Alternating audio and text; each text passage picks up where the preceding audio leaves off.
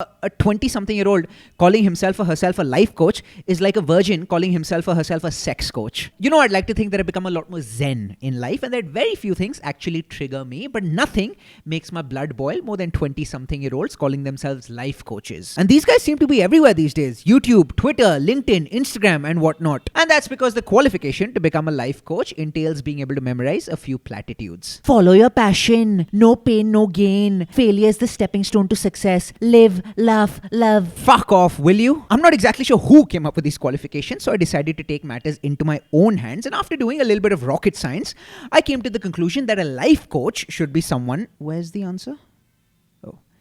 Someone who's seen a good chunk of life. You're in your 20s, for fuck's sake. You've barely lived 1/3 of your life, even less if I only take a look at your adult life. A 20-something-year-old calling himself or herself a life coach is like a virgin calling himself or herself a sex coach. Meet Tom, former cricketer, now cricket coach. Meet Dick, former footballer, turned football coach, and meet young 25-year-old Harry, former nothing turned life coach. I don't care how many platitudes you may have memorized or how much theory about life you may have learnt. It's a different ball game in practice, something these 20-something-year-old theoreticians don't understand. As they say, in theory, there is no difference between theory and practice. In practice, there is. But even if the theory you preach might make sense in practice, what credibility do you have for me to trust you? I've heard you talk the talk, but I haven't seen you walk the walk consistently over a number of years for me to be able to take you all that seriously. It's like a fat nutritionist giving someone nutrition advice. The advice might make sense, but I for one cannot take him or her all that seriously. That's not to say that you shouldn't share your story or your life's experiences until you're much older. There's a lot of value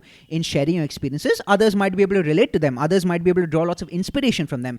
But as soon as a 20-something-year-old assumes the flashy, pompous, pretentious title of life coach, then all of a sudden that dynamic changes from someone who's just sharing his or her experiences and is talking with people to someone who assumes an elevated position and is talking at people. Also, absolutely nothing wrong in being a coach as long as you have some degree of specialization in the subject that you're coaching, but one doesn't specialize in life after having lived just 20 odd fucking years of life. All you cricket fans, do you remember what Andrew Flintoff had told Dwayne Bravo when Bravo was trying to get under Flintoff's skin? Tell you what, Dwayne, let's see if you're around in 3 years, eh? This game's got a funny way of biting you up the side. We'll see it all, mate. Let's see where these 20-something-year-old life coaches are in a few years' time, because life's got a funny way of biting you up the ass.